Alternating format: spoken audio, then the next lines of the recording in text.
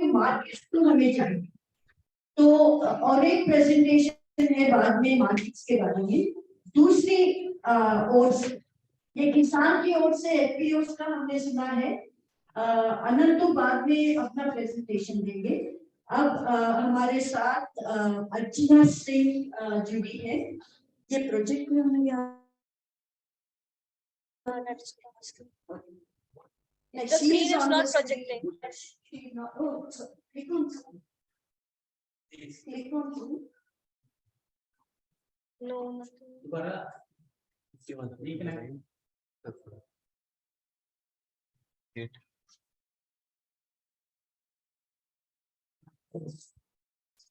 Hello Archana, this is Kavita. Hi. Hi Kavita. Thank you for joining. Yeah. Hi everyone. Yeah. Waiting 15 minutes. आपका time हमने शायद ले लिया है। अर्चना सिंह प्रधान से है और ये मध्य प्रदेश में काम करते हैं और मध्य प्रदेश में महिला किसानों के साथ इन्होंने जो काम किया है नेचुरल फार्मिंग को स्केल अप करने का और बाकी इंटरवेंशंस भी आजीविकाओं को लेके उसके बारे में। और अर्चना महिला किसान अधिकार मंच मकाम बोल के एक जो प्लेटफॉर्म है उसकी भी एक फाउंडर मेंबर है और बहुत सक्रिय ढंग से नेशनल फैसिलिटेशन टीम में भी ये काम करते हैं। Archana, thank you for joining us. The floor is yours. Thank you Kavita और थैंक यू सभी साथियों को धन्यवाद कि अभी आपने मुझे इसमें इनवाइट किया आप लोगों की बैठक में। मैं स्वयं कविता ने कहा था वहां पे आने के लिए लेकिन संभव नहीं हो पाया, लेकिन ये मौका मुझे लगता है ऑनलाइन से भी मिला है तो इसको मुझे लगता मैं छोड़ना नहीं चाहती थी। और फिर से तो कविता आज जो अभी मुझे लगभग कितने साथी जुड़े होंगे मुझे दिख तो नहीं रहा लेकिन मुझे मालूम है कि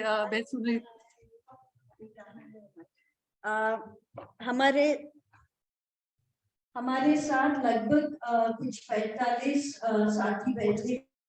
अच्छा जी जी 46 और ये 23 संस्थाओं से है और राजस्थान नेचुरल फार्मिंग कोएलिशन में 33 एग्जिस्टिंग मेंबर्स हैं और हमारे साथ आज 2 नए संस्थाएं भी जुड़ी हैं, वो भी आरटीएफसी में आना चाहते हैं।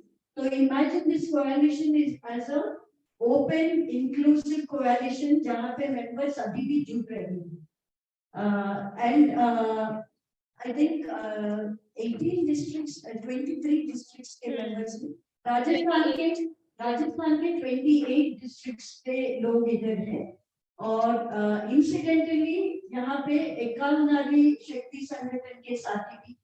तो अगर आप ऑल विमेन ऑर्गेनाइजेशन की अगर कुछ सोच रहे हैं एक ऐसा संस्था भी। धन्यवाद। तो सभी साथियों का फिर स्वागत है। मैं अपनी जो आज की बातचीत मुझे जो कुछ पॉइंटर्स दिए गए थे मैं उनमें कोशिश करूंगी उनमें अपनी बात कहने का। और सबसे पहले मैं परिचय में देना चाहूंगी कि मैं खुद भी एनसीएनएफ की मैं से जुड़ी हुई हूँ और मध्य प्रदेश एनसीएनएफ में एक मुझे लगता है कि एक समय से हम लोग मिल करके खास करके इन बिंदुओं पे चर्चा कर रहे हैं। तो जो मैं हमारा जो चर्चा यहाँ पे हुई है मध्य प्रदेश चैप्टर में एनसीएनएफ के, मुझे लगता है बहुत सारी बातें मैं उससे उसको यहाँ पे कोशिश करूंगी आप लोग के साथ शेयर करने में। तो आगे बढ़ाते हुए सबसे पहले मैं मकाम का मुझे लगता है परिचय भी देना चाहूंगी क्योंकि एक 2014 में लगभग अप्रैल में हम लोग नागपुर में एक बैठक हुई थी। उस दौरान इस आइडिया का इस विचार का एक तो जरूरत तो बहुत दिनों से महसूस हो रही थी लेकिन लग रहा था कि और उसमें वहां अप्रैल में हमने इस बात को अप्रैल 2014 में इसको एक स्वरूप दिया जिसका कि नाम हम लोग ने महिला किसान अधिकार मंच मकाम रखा। और इसके साथ ये जो जर्नी शुरू हुई तो इस पे बहुत सारे साथी और जुड़ते गए। तो आज की तारीख में मकाम जो एक राष्ट्रव्यापी मंच है, महिला किसान अधिकार मंच उसका पूरा नाम है, उसमें लगभग 24 राज्यों से 120 साथी हैं, संस्थाएं भी हैं, व्यक्तिगत लोग भी हैं, बहुत सारे एक्सपर्ट हैं, बहुत सारे रिसर्चर हैं, एक्टिविस्ट हैं और मीडिया के भी साथी हैं।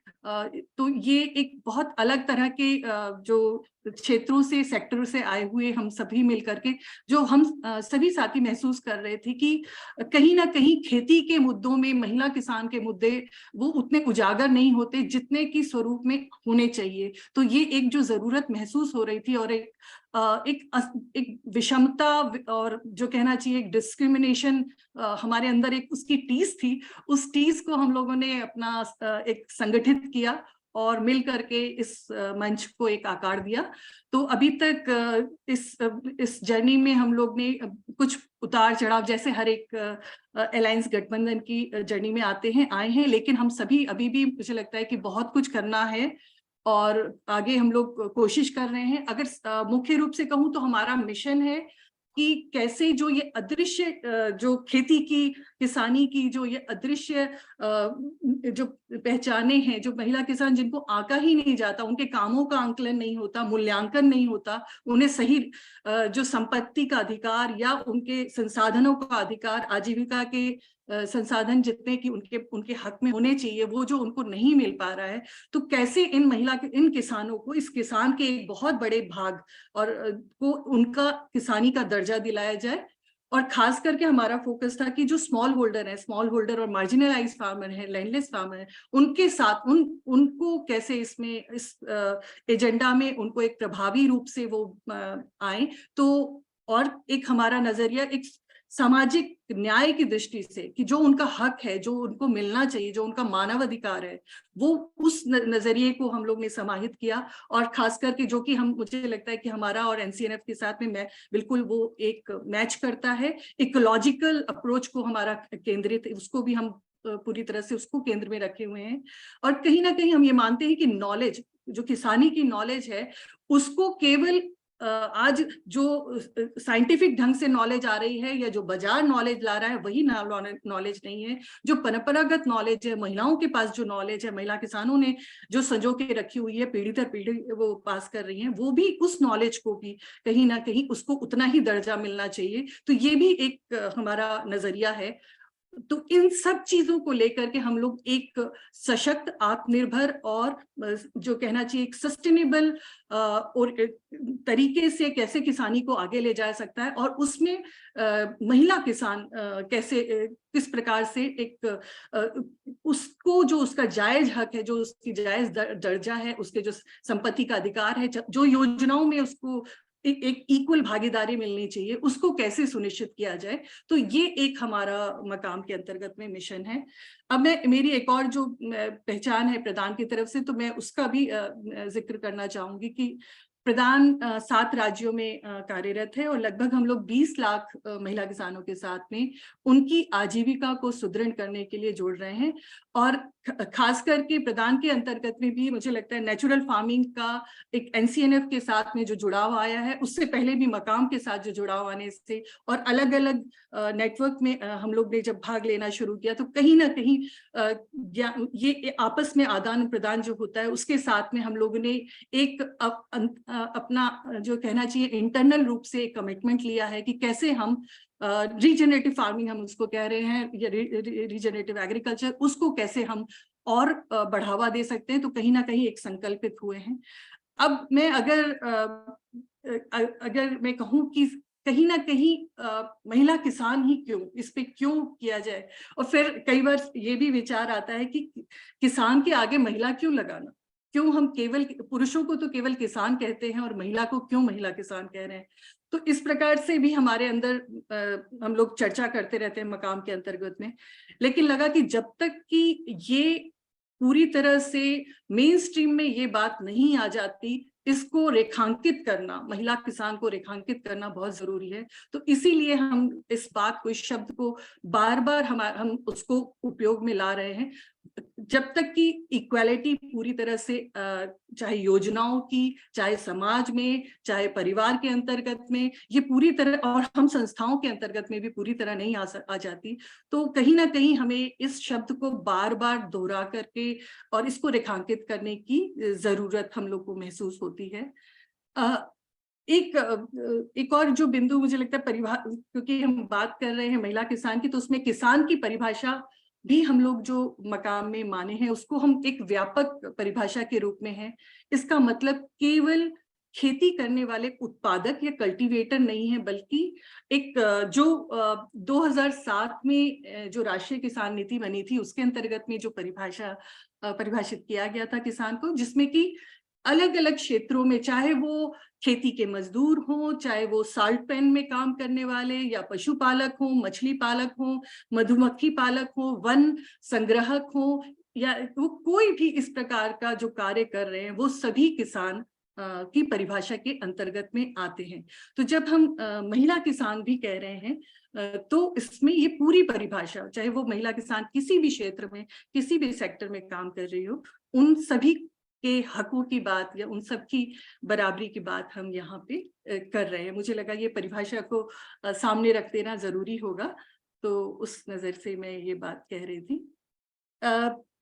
अब एक बिंदु और मुझे लगता है कि क्योंकि हम जब मकाम में बात करते हैं तो हमें लगता था कि जब तक कि हम ऑल्दो बहुत सारे हम सभी साथी, और खास करके अगर एकल महिला संगठन के हैं, हम सभी जेंडर शब्द से बहुत अच्छे से वाकिफ होते हैं, लेकिन मुझे खास करके महिला किसान महिलाओं ने ये कहा है कि आप इसको एज्यूम मत किया करिए कि सभी लोग जानते हैं। तो जब भी आप ट्रेनिंग में या कोई भी चर्चा में बात करती हैं, एक बार जेंडर की परिभाषा को जरूर रख देना चाहिए। तो बस मैं उसको, मुझे मालूम है आप सभी जानते होंगे, फिर भी एक दोहराव के तौर पे, ताकि हमारा एक कॉमन रेफरेंस पॉइंट बने, तो मैं उसको रखना चाहूंगी कि ये भी मैं कहूंगी कि मैंने जो भी यहाँ बात कर रही हूँ वो चाहे वो मकाम की चर्चाओं से निकली बात है या प्रधान के साथ में, या अभी हमारा जो सफर शुरू हुआ है एनसीएनएफ के, तो इन और खास करके महिला किसानों के साथ में काम करते हुए, तो ये जो भी बात है या मुझे लगता है ये उनसे जुड़ी हुई है।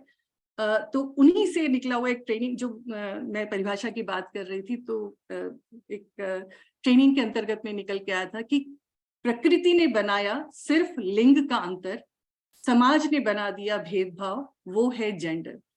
तो इसको दोहराव करने का बस यही था कि ताकि हम, क्योंकि इसको ध्यान में रखना बहुत जरूरी है, ये एक कहना चाहिए एक बेसिक कंसेप्ट है जिसको हमें सामने रखना पड़ेगा, खास करके जब हम फार्मिंग की बात कर रहे हैं, नेचुरल फार्मिंग की बात भी कर रहे हैं, तब भी जरूरी है। तो केवल कैसे जो प्रकृति का बनाया हुआ अंतर था, वो कैसे समाज ने उसको भेदभाव बना दिया। तो इसी प्रकार से खेती किसानी भी इस अंतर से अछूती नहीं है। ये इसका भी कहीं ना कहीं उद्भव, उसका इवोल्यूशन इस अंतर के साथ में ही इतना मिश्रित है कि इसको बहुत हमें इसको समझने के लिए, इस अंतर को कि फार्मिंग में कहाँ जेंडर भेदभाव आ जाता है, कैसे समाहित होता है, वो मुझे लगता है बार बार इस लेंस को सामने रखना, जेंडर के लेंस को सामने रखना, वो जरूरी होता है। तो इसलिए मुझे लगा कि माफ कीजिएगा, बहुत लोगों को ये दोहरा हुआ होगा, लेकिन फिर भी मुझे लगा ये रेफरेंस के लिए, कॉमन रेफरेंस के लिए रख देना चाहिए। तो अब जब बात कर रहे थे कि कहाँ क्यों जरूरी है इन बातों पे, तो मैं हमारी जो कुछ महिला किसानों से, जिनसे जो फील्ड में मुझे लगता है कि उनकी एक छोटी सी बात मुझे लगता है जिसको उसको रखना चाहूंगी। एक महिला किसान है सवनी करके, उसने वो बता रही थी कि कैसे जब हम धान की नई विधि को लेकर के बात कर रहे थे, आपने सुना होगा श्री विधि इस तरह का, तो उसको लेकर के जब बात कर रहे थे तो उसने कहा, उसको वो विधि की बातें, वो जो टेक्निकल एक ट्रेनिंग हुई थी तो उसमें वो बातें उसको बहुत अच्छी लगी, और उसने उन बातों को जाके अपने घर में बात की और कहा कि मैं ये करना चाहती हूँ। जब उसको लेकर के वो घर में गई और चर्चा की, तो उसके ससुर ने कुछ कहा, अनसुना कर दिया, नहीं उतनी बात मानी, उतना नहीं सुना। पति ने उसको सुना तो, लेकिन उसको कहा कि नहीं, ये मैं मैं इस चीज में धानवान में इसको नहीं चाहूंगा, कोई भी चीज तुम्हें छेड़छाड़ करने की जरूरत नहीं है, वरना हम लोग जितना उगा पाते हैं नहीं उगा पाएंगे। समी को कहीं ना कहीं उसके अंदर में ये लग रहा था कि मैं करूं कि नहीं करूं, करूं कि नहीं करूं, लेकिन फिर उसने कहा कि अच्छा थोड़ा सा तो करने दो, मैं पूरा नहीं करूंगी, मुझे थोड़ा सा करने दो। तो उस बात पे पति ने कहा ठीक है थोड़ा कर लो, लेकिन उस वाले खेत में, उसमें से भी अपने खेतों के टुकड़ों में से वो वाला खेत दिया जो कि उतना अच्छा नहीं था, जिसकी उपजाऊ शक्ति भी उतनी अच्छी नहीं थी। तो उसने खैर उसने किसी तरह से करके कह रही अपना खेत तैयार किया, सब कुछ किया, और फिर उसके बाद में उसने वहां पे जाके अपना श्री विधि से, अपने नई विधि तकनीकी से धान लगाना शुरू किया। जब उसने वो धान लगाया तो 1 हफ्ता बीत गया, उससे ज्यादा रोपा लगा लिया वगैरह तैयार करके, लेकिन उसमें धान दिख नहीं रहा था, और जहां जो बाकी खेत थे उसमें बहुत अच्छा धान दिख रहा था। इस बात पे उसके पति ने उसको बहुत डांटा घर में आकर के, और यहाँ तक बताया उसने कि समी ने बताया था कि उसको बहुत मतलब वो उसके ऊपर हिंसा भी हुई, और कहा कि तुम 10 दिन हो गए और तुम्हारा खेत ऐसा ही दिख रहा है, तुमने मेरा पूरा खेत नुकसान कर दिया, हमारे यहाँ अनाज नहीं आएगा, तुम यहाँ से निकल जाओ, तुम मायके जाओ, तुम कुछ नहीं सुनती हो, तुम अपने मन की करती हो। उसने लगभग कह रही है कि मैंने अपने कपड़े उपड़े रख दिए थे, उससे बस थोड़ा थोड़ा रोज, हर रोज वो कहती थी कि थोड़े दिन और रहने दो, थोड़े दिन और रहने दो। ऐसे करते करते उसने लगभग 25 दिन तक का कहना चाहिए उसके साथ नेगोशिएट कर लिया अपने पति के साथ में, और रहती रही। उसके बाद में जब धीरे धीरे उसमें कल्ले छूटने लगे, और उसकी जो कहना चाहिए धान का पौधा जो बनना चाहिए वो थोड़ी उसकी स्वास्थ्य अच्छा हो गया, और वो अच्छा दिखने लगा, और उसके जो बाकी खेत थे उससे भी अच्छा दिखने लगा। जब वो अच्छा दिखने लगा तब उसने अपने पति से जाके कहा अब तो ठीक दिख रहा है ना, अब मुझे रहने दो, अब मैं घर नहीं जाऊंगी, अब मुझे मायके मत भेजो। फिर किसी तरह उसका पति तैयार हो गया और उसने उसको मायके नहीं जाने दिया, और वो रही।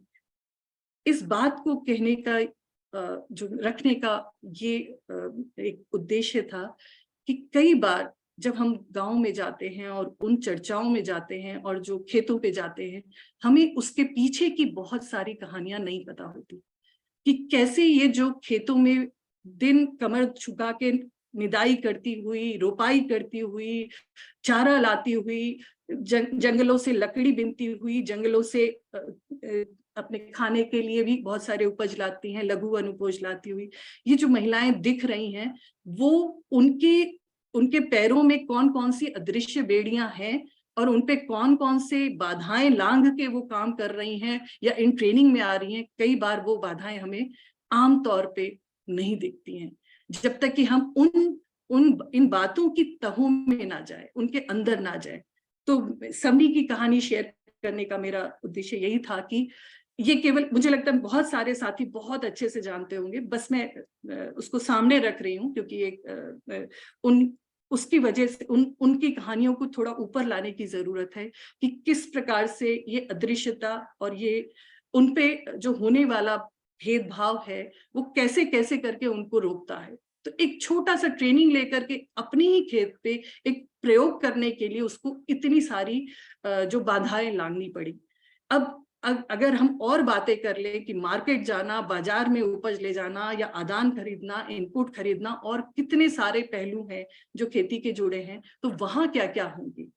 और क्या जब हम खेती की बातें कर रहे हैं और जब हम नेचुरल फार्मिंग की बात भी कर रहे हैं, तो क्या हमने इन जो अदृश्य परतें हैं, इन परतों को समझा है, उसके पीछे के जो निर्णय की भागीदारी में उनको क्या क्या करना पड़ता है, या उनकी क्या मजबूरियां होती हैं जिनको वो ध्यान में रखती हैं। जब ट्रेनिंग में आती हैं तो क्या क्या बातें सुन के आती हैं, और ट्रेनिंग से जाने के बाद क्या सुनती हैं, और उनके पीछे जो उनका घर का काम है वो कौन करता है, और वो जो काम करती है वो करता है वो क्या महिला ही है फिर।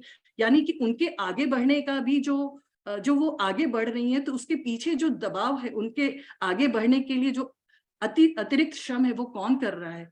कहीं क्या उनकी बेटियां कर रही हैं, और उनकी बेटियां कर रही हैं तो उसके पीछे क्या उसकी क्या शिक्षा या उसके पोषण या उसके कुछ अवसर मारे जा रहे हैं।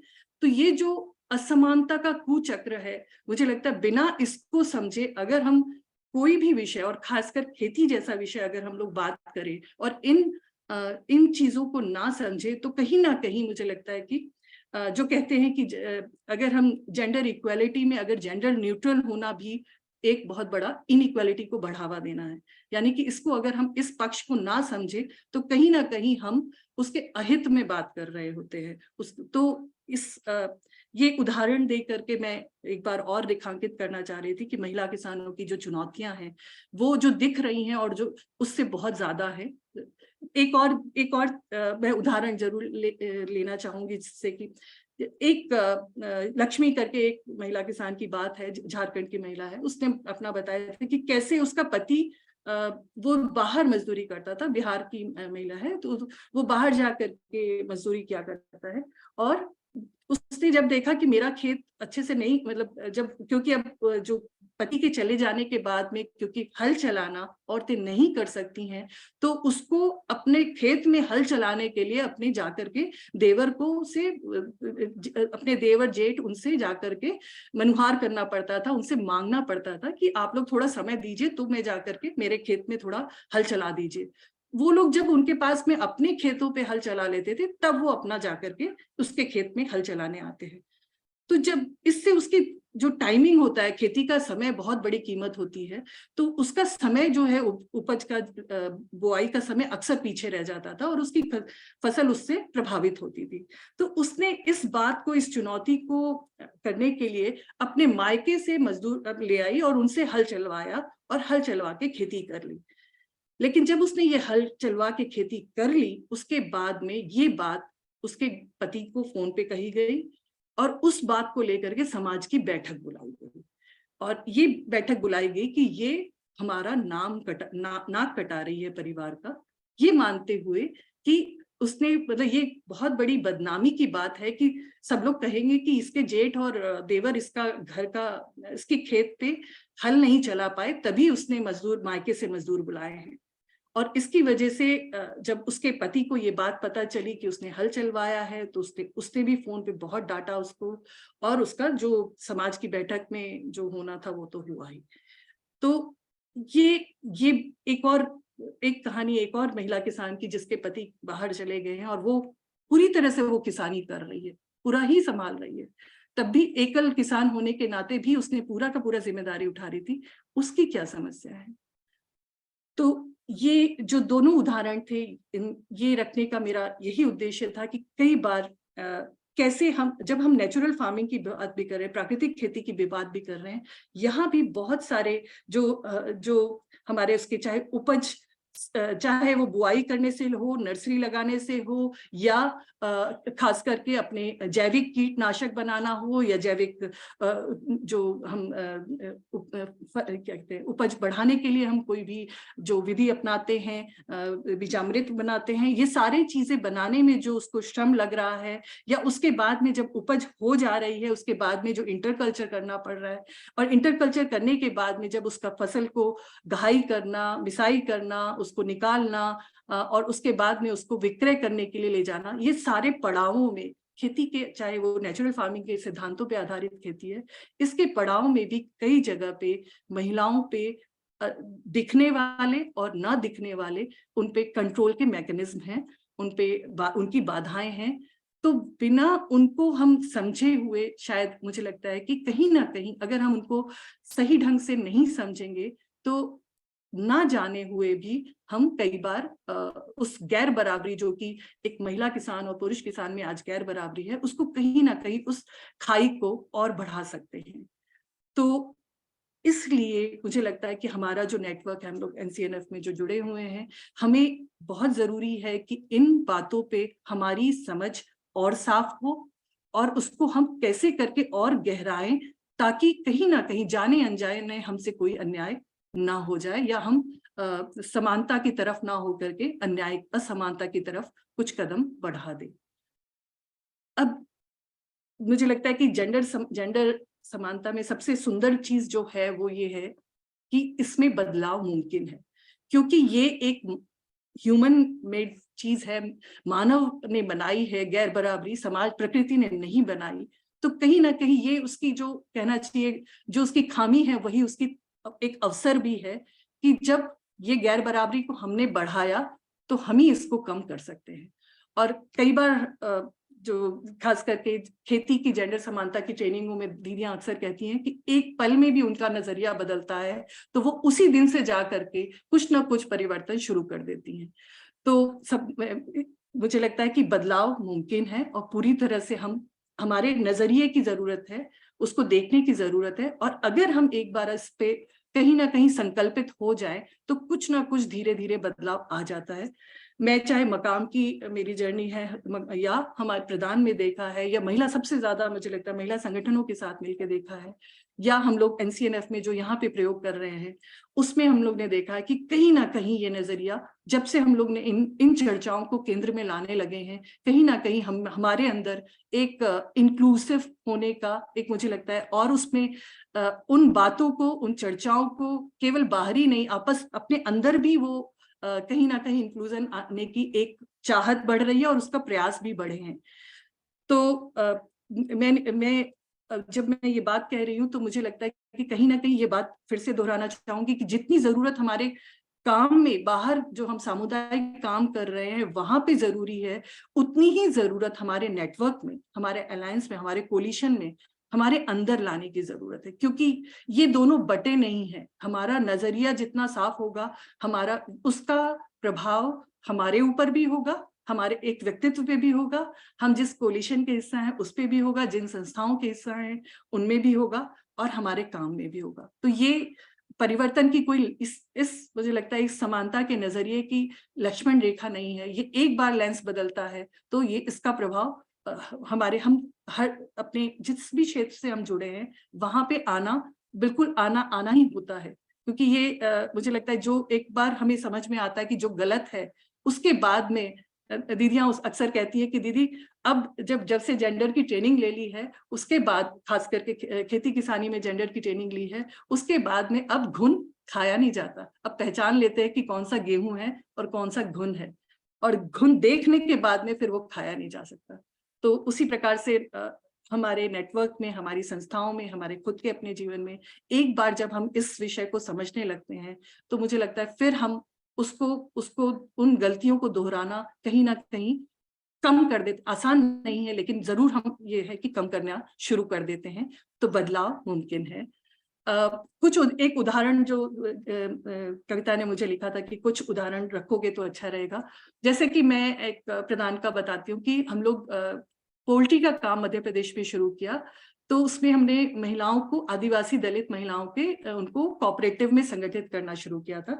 ये 2000 के सन की बात है, 1998-97 उस समय हम लोग ने शुरुआत किया था। तो उस समय एक बात आ रही थी कि महिलाओं के नाम पे जब अगर पोल्ट्री शेड बनेंगे लेकिन जमीन तो उनके नाम पे नहीं है, तो इसमें कैसे हम इस नजरिए को लाएं कि जेंडर को कैसे लाया जाए। तो एक उसमें बदलाव किया गया एक छोटा सा कि क्यों नहीं हम उनको कहें, महिलाओं को ट्रेनिंग देंगे, महिलाओं को योजनाओं से जोड़ेंगे, लेकिन महिलाओं को जब योजनाओं से जोड़ेंगे तो उनसे परिवार से ये नेगोशिएट करेंगे कि आप अपनी उस जमीन का टुकड़ा अपनी पत्नी के नाम पे या अपनी बेटी के नाम पे या बहू के नाम पे करो। अब इस पे जब प्रयोग किया गया तो परिवार ने लीगल तरीके से, लीगल डॉक्यूमेंट पे करना, उन्होंने कहा कि नहीं ये तो नहीं करेंगे, उस पे बहुत विवाद होने लगा, और टाइम भी, प्रोजेक्ट कई बार काम होता है तो बहुत टाइम लग रहा था। तो इसको लेकर के फिर ये किया गया कि क्यों नहीं इसको, ठीक है हमें पर्पस है कि वो समझ जाना, तो उसको एक सिंपल से स्टैम्प पेपर पे एक वक्तव्य बनाया गया, और जिसको लेकर के महिलाएं जो अपने परिवार में जाती थी और वहां जाके वो नेगोशिएट करती थी कि आपको ये करोगे तभी मुझे उस स्कीम का लाभ मिलेगा। और इस बात पे कि एक पन्ना था, कागज था, और मतलब उसको उतनी रजिस्ट्री को जितनी मान्यता है उतनी उसको नहीं थी। तो कहीं ना कहीं परिवार, ससुर, पति, अक्सर ससुर, कई बार पतियों के नाम पे भी जमीन नहीं होती है, म्यूटेशन नहीं होता है, तो वो धीरे धीरे वो तैयार होने लगे उस स्कीम का फायदा लेने के लिए, कई बार सच्चे मन से भी, कई बार केवल फायदा लेने के लिए, ज्यादातर फायदा लेने के लिए। तो जब ये एक छोटी सी बिंदु को डाला हम लोग ने, और उसके बाद में वो जो शेड बना वो महिलाओं के नाम पे बनना शुरू हुआ, और उसकी जो ओनरशिप है, एक स्वामित्व की भावना थी, और केवल स्वामित्व की भावना नहीं, उसका एक एप्लीकेशन में जो कहना चाहिए उस भावना का एप्लीकेशन, वो हमें पूरी तरह से दिखता था कि कैसे वो एक मजबूरी में, मतलब कई बार लगता है कि जब अच्छा चल रहा होता है, जब उनकी जिंदगी अच्छी चल रही होती है, तब हमें स्वामित्व का कोई फायदा नहीं दिखता, लैंड राइट का कोई फायदा नहीं देखता, लेकिन जब मजबूरी होती है तब समझ में आता है वो कितनी बड़ी ताकत है। तो कई बार उन एकल, खास करके एकल महिला संगठन की दीदियां यहाँ पे, जो भी हमारे साथी यहाँ पे, वो समझते हैं इस बात को बहुत अच्छे से, और हमने ये बात उनसे ही सीखी है। मुझे लगता है महिला खास करके मकाम में हम सभी नेटवर्क अलायंस एक दूसरे से बहुत कुछ सीखे हैं, WGWLO से, एकल महिला संगठन से बहुत कुछ सीखा है। तो ये बात हमें बहुत अच्छे से समझ में आई कि वो जो दर्द होता है जब अच्छा चल रहा है तो एक बात, लेकिन जब अच्छी चीजें नहीं है तो वो कितनी बड़ी ताकत बनता है ये स्वामित्व का हक। तो मानव अधिकार तरीके से भी उनका होना ही चाहिए, लेकिन जरूरत के हिसाब से आजीविका के सशक्तिकरण के लिए भी बहुत आवश्यक है संपत्ति का हक, योजनाओं का हक। तो कैसे, मुझे लगता है मैं एक उदाहरण दिया इस, तो आज ऐसी बहुत सारी बातें हैं जो हम लोग मकाम में एक दूसरे के साथ में, खास करके मकाम में हमने बात की कि क्यों हम CSO ही इसका चेहरा बने। जरूरी है कि हम भी अगुवाई करें, ऐसा नहीं है कि हम एक ये मानव अधिकार है, महिला किसान का मानव अधिकार है, तो जिसके मन में भी वो टीस है सब जुड़े। लेकिन कैसे करके हम महिला किसानों के नेतृत्व के मौके को और बढ़ाएं, उसके दायरे और बढ़ाएं, ताकि वो इन मुद्दों की अगुवाई करेंगी, तो वो बहुत, मुझे लगता है वो एक महत्वपूर्ण है। तो धीरे ये चर्चा हम लोगों ने, ये एक बिंदु जो हम लोग ने अपने मकाम में लाए कि कैसे करके हम, जहां हम CSO, इंडिविजुअल्स, एक्सपर्ट या सिविल एक्टिविस्ट या सिविल सर्विसेज सिविल CSOs के सहभागी और या मीडिया से आए साथी या एकेडमिशियन, तो ये सब लोग तो एक साथ आ रहे हैं, लेकिन कैसे हमारा इस पूरे में महिला किसान कैसे केंद्र में आए और उनकी अगुवाई, नेतृत्व के मौके कैसे बढ़े, इसको कैसे बढ़ाया जाए, तो ये कहीं ना कहीं चर्चा केंद्र में आई। तो ये मुझे लगता है। अब मैं एक और उदाहरण देना चाहूंगी, महिला किसान अधिकार मंच और NCNF ने मिलकर के, और जितने भी CSOs यहाँ पे मध्य प्रदेश में लगभग 27 CSOs हैं, ने मिलकर के एक, हम लोग ने अभी 15 अक्टूबर को महिला किसान दिवस पे एक साझा मिलकर के हम लोग ने एक स्टेटस रिपोर्ट बनाई थी, संकलित की थी, उसको हमने सरकार के साथ में साझा किया, उन बिंदुओं को लाए कि कैसे उसमें उन बिंदुओं से जो कुछ बातें निकल रही थी कि कैसे अभी भी महिलाओं को स्कीम का फायदा, कुल मिलाकर के, जैसे एक छोटी सी बात बताते हैं कि अभी भी बहुत सारी महिलाएं हैं, केवल 2% महिलाएं थी जिन्होंने, उनको जितने भी मध्य प्रदेश में खेती को चल रही स्कीम्स थी उनसे पूछा गया कि किसी का भी नाम आपको आता है क्या, पता है, तो 2% महिलाओं ने कहा कि वो स्कीम्स का, जिन्होंने एक भी स्कीम का नाम बताया।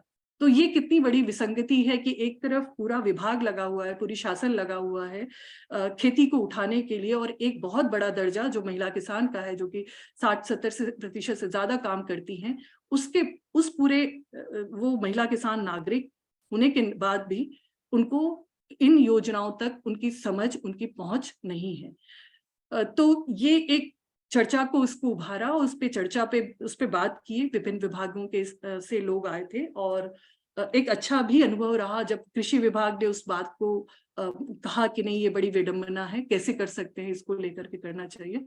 तो ये भी एक, मुझे लगता है एक पहल थी जिसको हम अनुभव एक बांटना चाह रहे थे कि कैसे।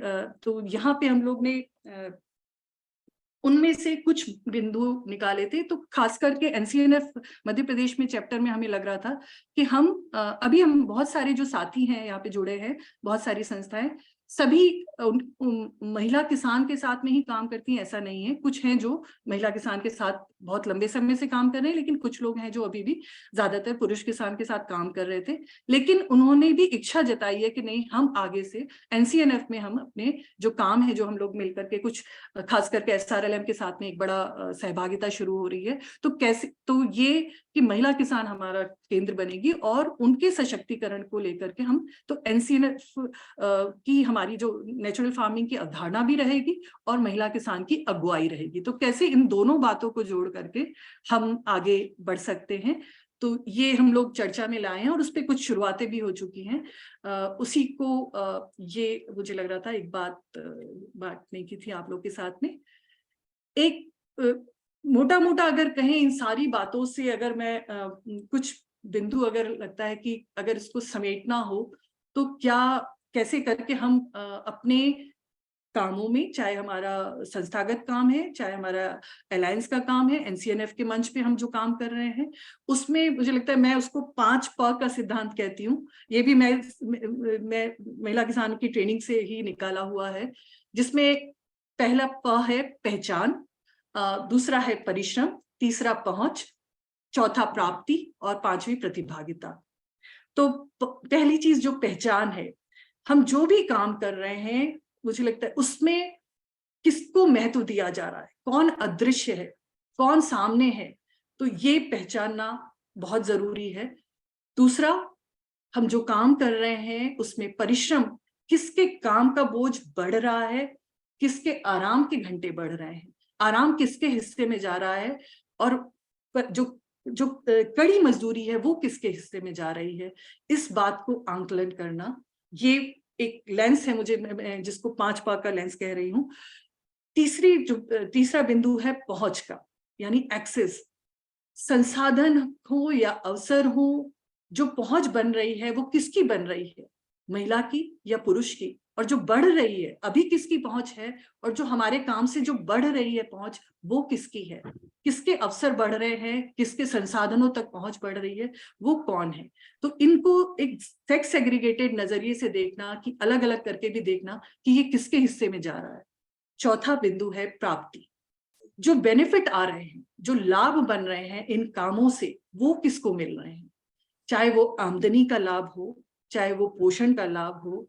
अगर कोई आमदनी हो रही है, उससे हम संपत्ति बना रहे हैं, कोई इन्वेस्ट कर रहे हैं, उसका व्यय कर रहे हैं, तो वो किसके हिस्से में जा रहा है, उससे बेटे के लिए मोबाइल आ रहा है, या घर में गैस का सिलेंडर भराया जा रहा है।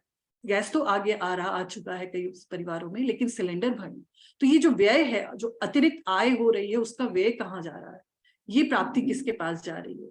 जो ज्ञान के मौके हैं, ज्ञान का लाभ, आमदनी का लाभ, ज्ञान का लाभ, पोषण का लाभ, इन्वेस्टमेंट का लाभ, तकनीकी का लाभ, मोबाइल खरीदा जा रहा है तो किसका खरीदा जा रहा है, अगर स्मार्टफोन खरीदा जा रहा है तो किसका खरीदा जा रहा है, किसकी डिजिटल लिटरेसी पे ज्यादा इन्वेस्टमेंट हो रहा है और किस पे कम हो रहा है।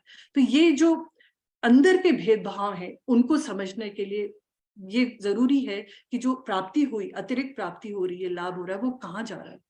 एक 5वां पॉइंट और आखिरी पॉइंट है, सबसे जरूरी होता है, मुझे लगता है बाकी गुलामी एक तरफ, दिमाग की गुलामी एक तरफ, तो निर्णय कौन ले रहा, प्रतिभागिता किसकी है, नियंत्रण किसका है, नेतृत्व किसका है।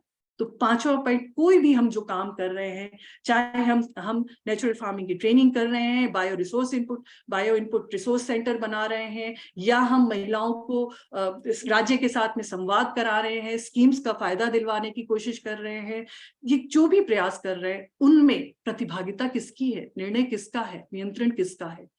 तो ये मुझे एक फ्रेमवर्क है जिसको कि मुझे लगता है कि ध्यान में रखना, कि पहचान किसकी, परिश्रम किसका, पहुंच किसकी, प्राप्ति किसकी और प्रतिभागिता किसकी। ये इसको अगर हम आंकलन करेंगे, और खास करके सेक्स एग्रीगेटेड तरीके से आंकलित अगर हम इसका मूल्यांकन करेंगे, असेसमेंट करेंगे, तो कहीं ना कहीं जो हम अपने काम में, नेचुरल फार्मिंग के काम में, अपनी इस मुहिम में जेंडर लेंस को इंटीग्रेट करने की बात कर रहे हैं, वो हम उसमें हम बेहतरी ला पाएंगे।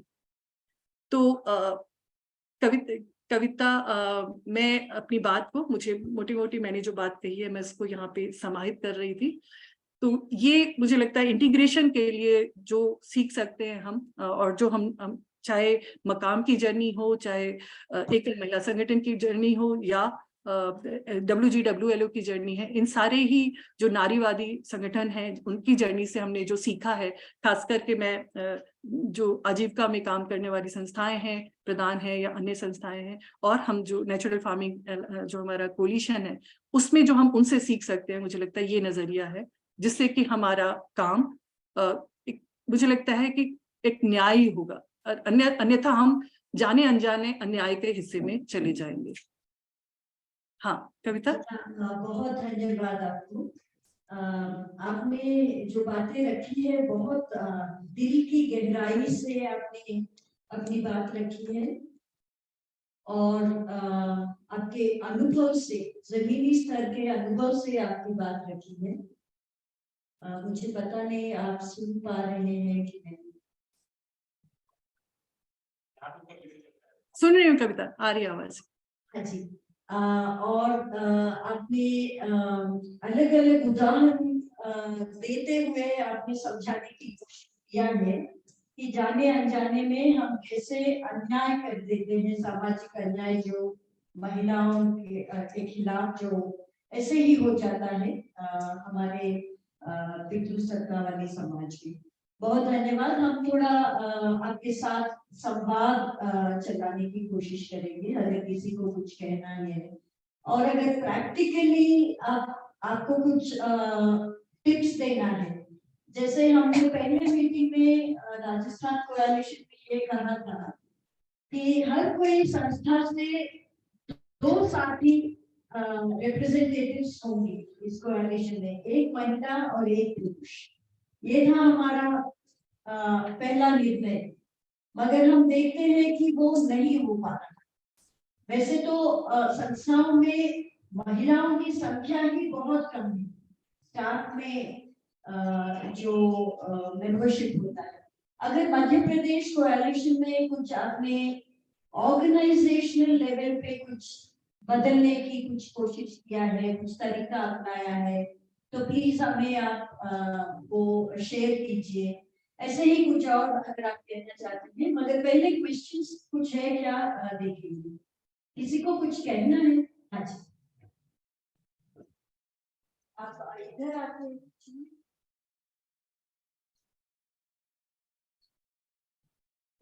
किसी और को भी कुछ अगर कहना है, पूछना है, आप इधर।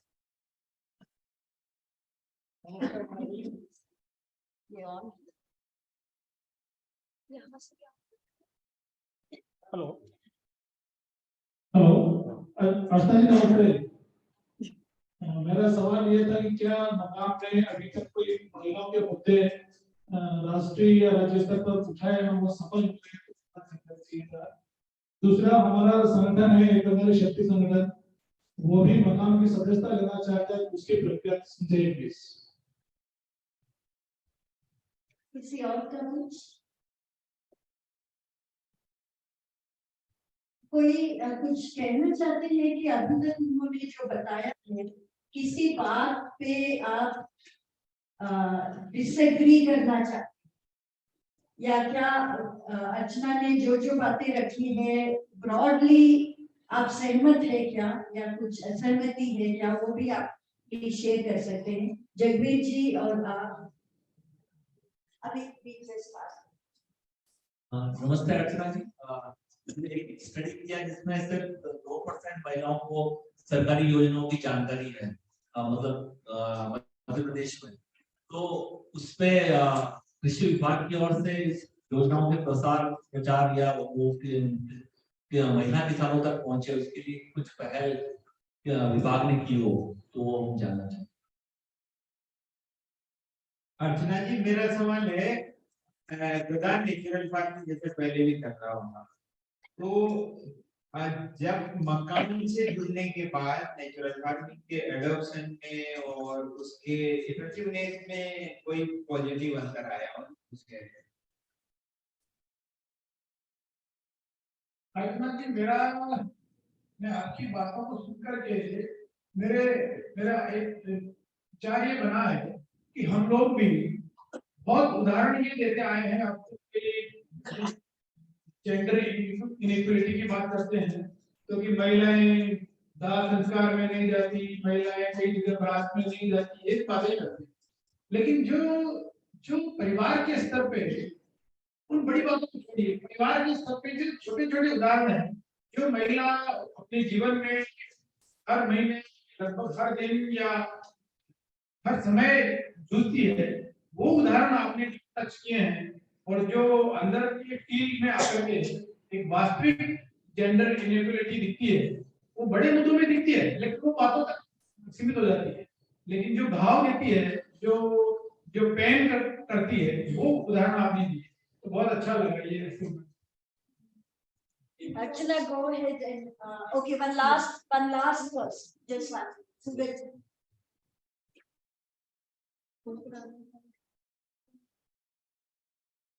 रामावतार जी आपको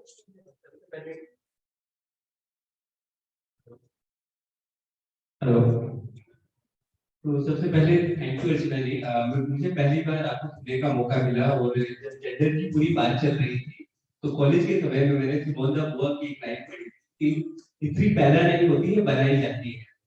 तो जेंडर का जो पूरा एक कॉन्सेप्ट है, मैं डेवलपमेंट सेक्शन की बात करूं या फिर जो जनरल सिनेरियो है, एक बात होती है रिप्रेजेंटेशन की। पंचायत में भी बात किया जाए तो रिप्रेजेंटेशन मिला, लेकिन डिसीजन मेकिंग में हमें पता है क्या है।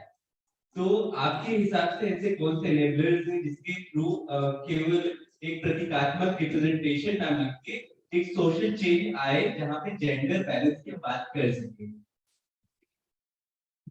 वन लास्ट पर्सन, रामावतार। आपने देखा ना, अभी तक 6 पुरुषों के की आवाज आप तक पहुंची है, एक भी महिला की अभी तक नहीं पहुंची है। नमस्ते अर्चना जी। जी नमस्कार। आपने जो बताया कि महिलाओं के साथ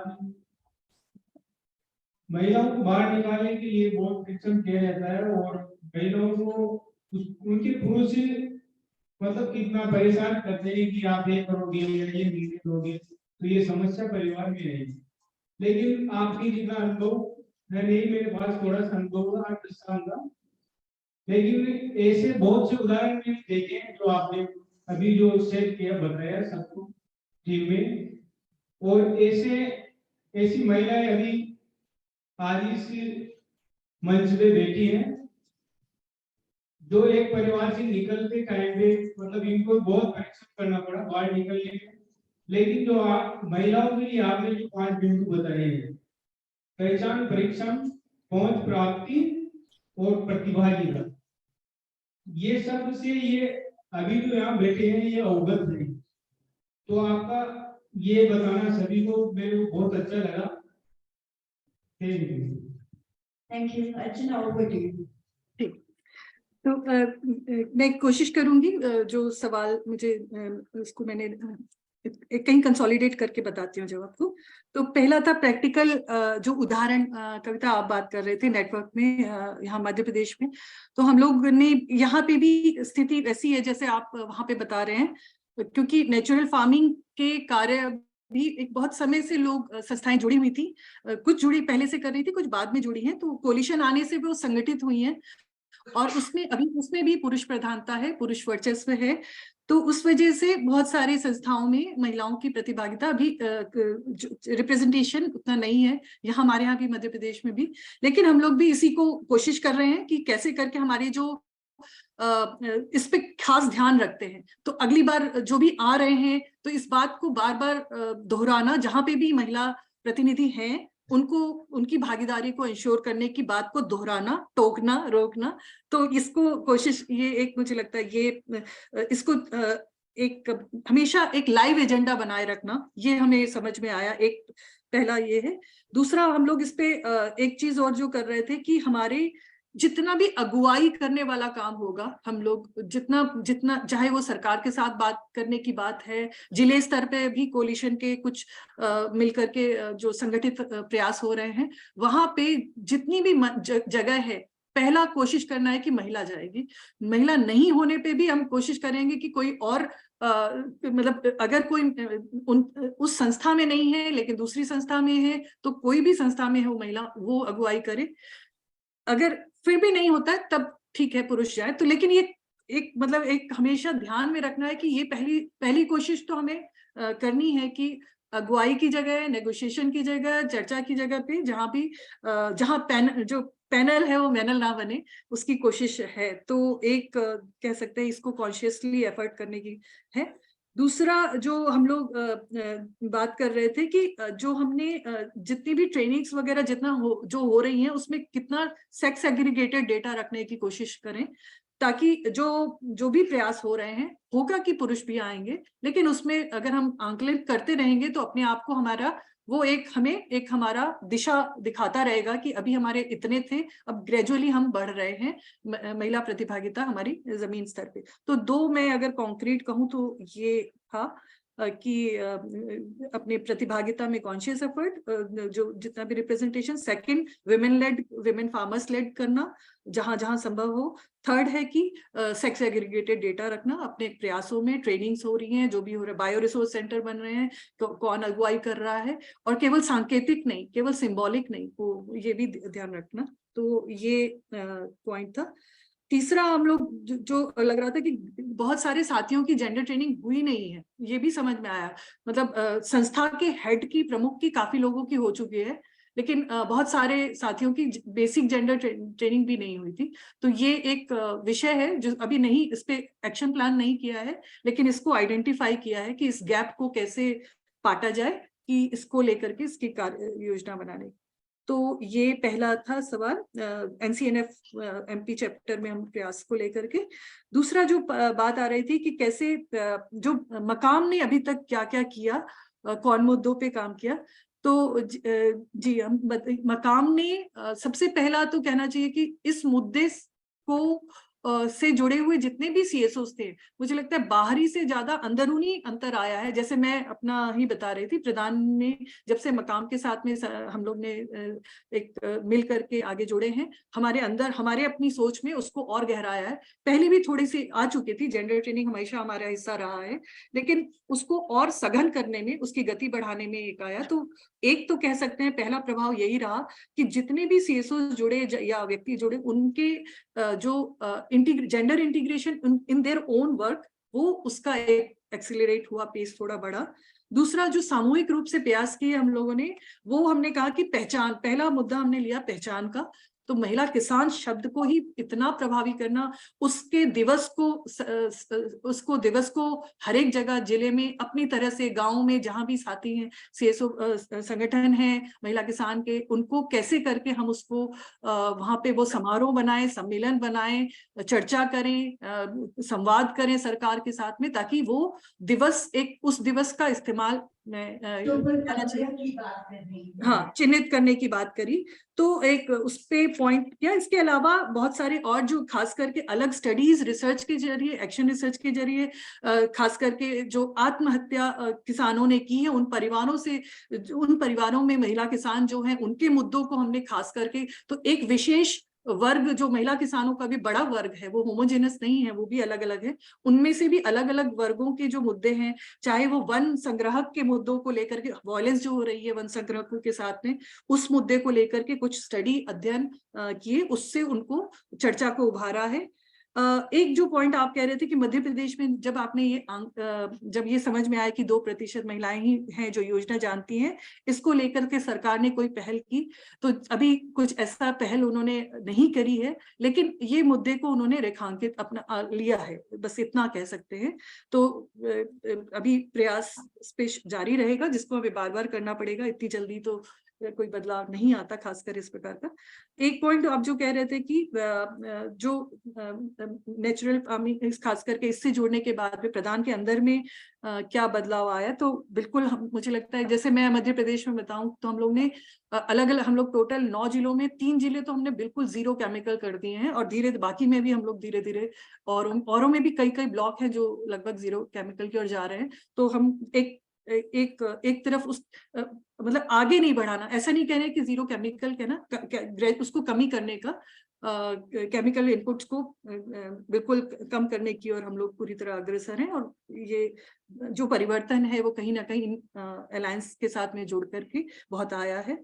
और परिवार के स्तर पे आपने बताया था कि कैसे आज बदलाव आ रहा है, और एक जो पॉइंट आ रहा था रिप्रेजेंटेशन और डिसीजन मेकिंग, रिप्रेजेंटेशन हो जाता है, महिलाएं आ जाती हैं, लेकिन निर्णय में उनकी उचित भागीदारी और उनके मुद्दों का आना वो उतना नहीं हो पाता। तो बिल्कुल ये मुझे लगता है कि कहीं ना कहीं, चाहे जो आरक्षण की बात है, ये कहीं ना कहीं मुझे लगता है सिस्टम को ही हमें प्रभावित करना पड़ेगा, क्योंकि कि आप पायलट बना दो और पायलट की ट्रेनिंग ना दो, तो ये तो मुझे लगता है कि सही नहीं है। आरक्षण के द्वारा अगर, और वो भी आरक्षण जरूरी था, लेकिन अगर रिप्रेजेंटेशन आया है, उसके साथ में जरूरी है कि उस जो भी भूमिका दी गई है उस भूमिका को चलाने के लिए जो आवश्यक जानकारी, टेक्निक, स्किल चाहिए वो साथ में ही होना चाहिए। और तभी मुझे लगता है ये जो दूरी है रिप्रेजेंटेशन और एक्चुअल सांकेतिक रिप्रेजेंटेशन और एक्चुअल रिप्रेजेंटेशन की के गैप को दूर किया जा सकता है। लेकिन वो गैप दूर हो ना हो, रिप्रेजेंटेशन फिर भी जरूरी है, वो होना ही चाहिए। तो ये कुछ बातें मुझे लग रहा था आप लोगों के सवालों को रिस्पॉन्ड करते हुए करना चाह रही थी। एक व्यवहारिक बात और, अक्सर जो जब हम लोग नेचुरल फार्मिंग में अपने बातें कर रहे थे तो बहुत सारे हमारे साथी कह रहे थे कि एक तरफ तो हम जब से जेंडर की बातें होने लगी तो लगा कि हम तो ड्रेजरी बढ़ा रहे हैं। कहाँ पहले वो यूरिया बाजार से खरीद के ले आते थे और अब हम पता चला जीवाश्म बना रहे हैं, ब्रह्मास्त्र बना रहे हैं, हम जीवामृत बना रहे हैं। तो ये तोड़ के लाना, सारे चीजें लाना फिर बनाना, इसमें तो महिला का श्रम और बढ़ गया है। तो इस बात को मुझे लगता है इस पे हम लोग ने काफी चर्चा करी और इसमें हम लोग ने कहा कि जो हमारा जो स्टांस था, कहना चाहिए लेंस है, वो ये हम लोग देखते हैं जरूरी है कि वो निर्णय कौन ले रहा है। अगर महिला का श्रम, उसके कड़ी श्रम की चिंता, मुझे लगता है ये जरूरी है कि हमें उसको एक कहना चाहिए ऊपरी सतही तौर पे नहीं देखना है कि ये किसका श्रम जा रहा है, उसको थोड़ा गहरे से देखें। ठीक है, उसने ये निर्णय लिया कि वो जाकर के जीवामृत बनाएगी या ये बना रही है और उसमें उसका अतिरिक्त श्रम जा रहा है, लेकिन ये निर्णय किसका है? ये निर्णय उसने लिया और जो उसके पीछे का घर का काम है वो तो उसको मिला है। तो इम्पोर्टेंट ये नहीं है कि वो ये निर्णय उसका होना चाहिए कि वो श्रम कहाँ डाले। और दूसरा चीज, जो बंधी है वो घर के कामों में श्रम को बंटवारे करने की जरूरत है। बैठकों में आना, ट्रेनिंग में आना, नॉलेज लेना, नई गतिविधि करना, नए प्रयोग करना, ये तो उसके मौके हैं जहां पे वो अपनी एजेंसी को खोलती है। तो इन अगर कहीं बदलाव लाना है तो जरूरी है कि घर के अंदर के कामों में जो उसकी कड़ी मजदूरी है या जो अदृश्य मजदूरी करती है वहां पे बदलाव लाएं। ये जो बदलाव है ये तो ट्रांसफॉर्मेटिव है। जो सेक्टर उसको पहले नहीं मिला था वो वहां पे पहल कर रही है। जो कहना चाहिए पब्लिक स्पेसेस उसको नहीं मिले थे वो वहां पहल कर रही है। जो नॉलेज की जगह नहीं मिली थी वहां पहल कर रही है। तो उसको ये वाली ड्रेजरी, आपको इसको, मुझे लगता है इसको ड्रेजरी में आंकने के से पहले हमें इसको भी जेंडर लेंस से देखने की जरूरत है। ये मेरा एक चर्चा जो हमारे अक्सर एनसीएनएफ की चर्चाओं में चलती है, मुझे लगा इसको भी रखना चाह रही थी मैं। हाँ जी कविता। First, I want to thank you. Sorry.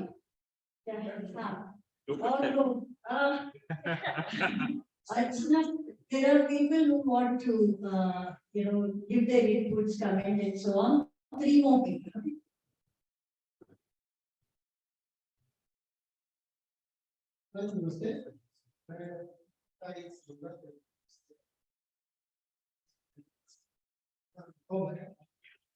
जैसे आपने महिलाओं के साथ की है कि महिलाओं के साथ काफी लड़कियों ने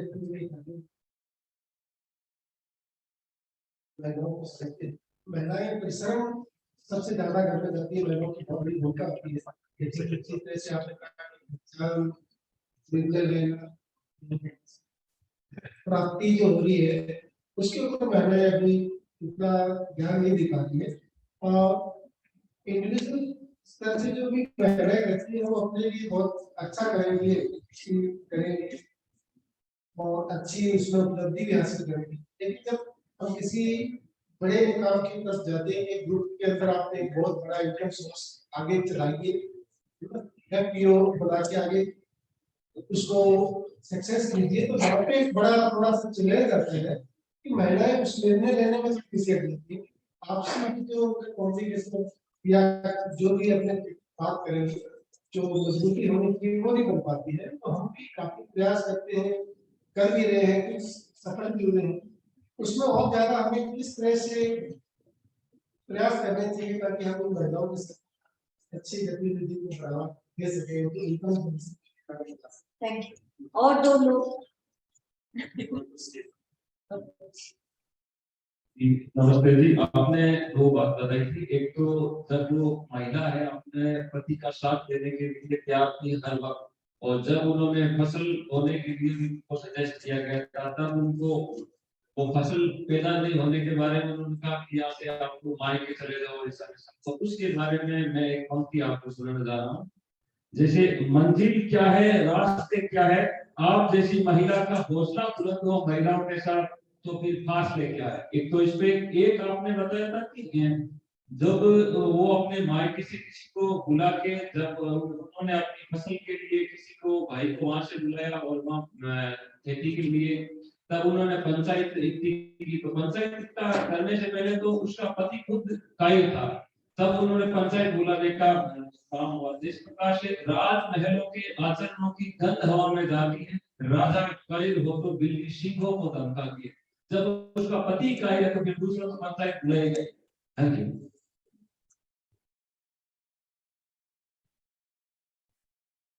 हेलो, मेरा एक क्वेश्चन था क्योंकि आपने केमिकल से नेचुरल फार्मिंग की तरफ शिफ्ट किया, तो उसमें प्राइस क्या मार्केट में क्या वो चलते हुए अर्चना जी, मेरा एक क्वेश्चन था, आपने जो केमिकल फार्मिंग से नेचुरल फार्मिंग की तरफ आपने जब शिफ्ट किया, तब मार्केट में क्या रिस्पांस है और प्राइस में क्या डिफरेंस है? अच्छा जी, केवल एक स्टडी आया था Indian institute of agriculture engineering जो भोपाल में है, तो उसके टूल्स का एक विश्लेषण किया। जितने एग्रीकल्चर टूल्स और इम्प्लीमेंट्स उन्होंने बनाए, 1000 टूल्स में से 900 टूल्स या इम्प्लीमेंट्स ऐसे थे जो पुरुषों के एग्रीकल्चर वर्क को सपोर्ट करते हैं। ओनली 100 ऐसे टूल्स थे जो ह्यूमन फ्रेंडली या ह्यूमन सेंट्रिक या ह्यूमन एर्गोनॉमिक को एड्रेस करते हैं। तो ये बहुत ही इम्बैलेंस पॉलिसी। नमस्ते अर्चना जी, मैं हिंदता बोल रही हूँ। अभी हमने एक जीपीटीपी का पूरा प्रोसेस किया था, तो वहां पर एक महिला जो सरपंच थी वो मार्जिनल कम्युनिटी की थी। तो अभी भी वहाँ स्थिति है कि वो महिला जो है सरपंच है, लेकिन वो डिसीजन खुद नहीं लेती है, और उसमें उसकी वजह से हम लोगों को काफी दिक्कतें आई। हम लोगों ने जब सिलेक्शन किया था तो देखा कि सरपंच है, इस वजह से हो सकता है जो हम सोच रहे हैं वो काम हम लोग कर पाए, लेकिन वो हुआ नहीं। वहां पे कुछ महिला थी, एक तो बहुत कम एज की थी, और दूसरा जो था कि वो मार्जिनल कम्युनिटी से थी। तो वहां पे जितना भी स्टाफ था उनका ग्राम पंचायत का, वो सारा उनके ऊपर हावी था। वो कुछ बोल नहीं दे रहे, वो कुछ बात रखना चाह रहे तो वो नहीं कर पा रहे, कुछ भी बोल नहीं पा रहे। तो लगा कि नहीं, आज भी महिलाएं वो बहुत ही नीचे है। तो इसके लिए हम लोगों को क्या करना चाहिए जिससे कि महिलाओं की स्थिति और बेहतर हो सके? अर्चना, आप जवाब देंगे उसके पहले सभी के साथ शेयर करूं कि एनसीएनएफ मकाम के साथ मिलके इन कोलैबोरेटिव पार्टनरशिप हमारे पूरा काम में कैसे महिलाओं की अगुवाई हम लाए, और हमारा संस्थागत भी क्या चेंजेस बदलाव करना चाहिए, और कार्यक्रम में भी कैसे हम महिला किसानों को आगे लाए, उसके बारे में एक सेपरेट इंटरवेंशन होने वाला है।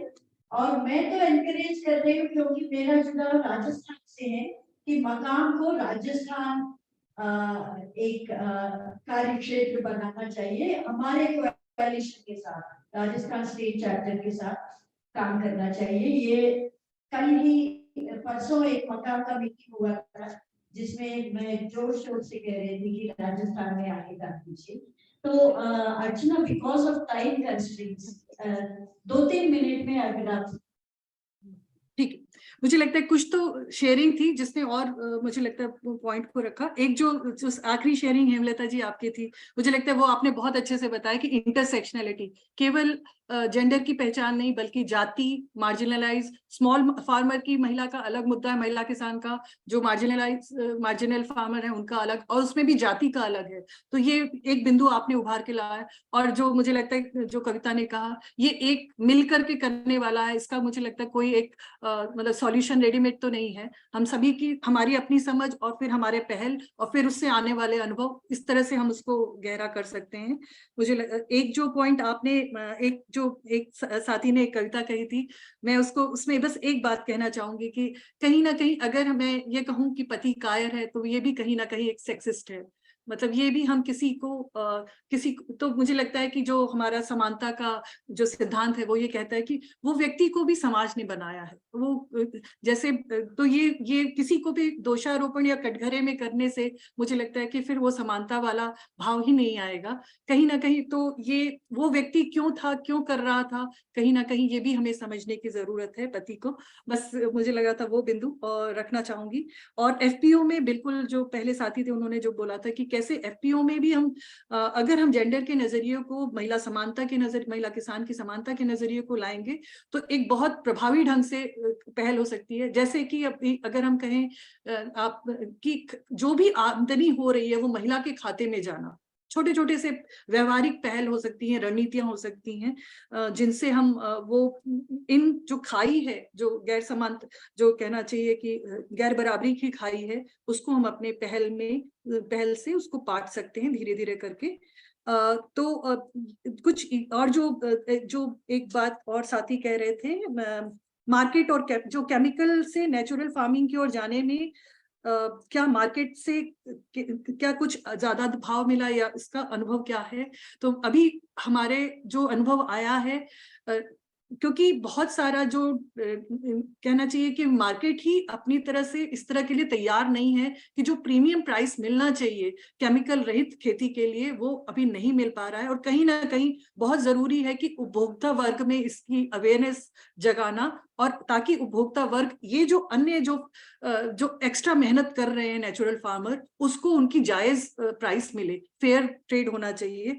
तो ये बिंदु जो आपका सवाल था, तो बिल्कुल एक तरफ केमिकल से जब हम नेचुरल फार्मिंग की ओर जा रहे हैं तो हमने अभी तक भी वो उन्हीं रास्ते में जो वो उपज भी है वो उसी वैल्यू चेन में जा रही है जो बिना जो केमिकल वाले में जा रहा है। ज्यादातर कुछ ही कहें जहाँ पे रजिस्ट्रेशन हुआ है ऑर्गेनिक, पर वो बहुत ही छोटा सा मार्केट है। जैसे चावल का एक हम लोग ने वहाँ पे बंगाल में आमोन एफपीओ है, वो थोड़ा बहुत एक्सपोर्ट कर पा रहे हैं, लेकिन ज्यादातर मतलब 99% तो अभी तक मेल मुख्य धारा में ही जा रहा है, जो कि जहाँ पे उसका कोई प्रीमियम प्राइस नहीं मिल रहा है नेचुरल फार्मिंग। तो वो एक अलग बिंदु रहेगा आगे के लिए। बाकी बहुत बहुत धन्यवाद सभी का, सभी मुझे लगता है कि, और अगर मुझसे कोई छूट गया होगा या कोई त्रुटि होगी तो मुझे माफ कीजिएगा। मैंने एक प्रयास किया, और जो कुछ भी कहा है मुझे लगता है ये सारे हमारा एनसीएनएफ, मकाम, प्रदान और महिला किसान सबसे ज्यादा उन साथियों से सीखा हुई बात थी जिसको रखा है। जी धन्यवाद। बहुत धन्यवाद। तो हमारी तरफ से हुआ है कि बहुत सारे सेशंस के लिए जितना टाइम देना चाहिए वो नहीं मिल पा रहा है। Thank you so much. We'll move on to the next session.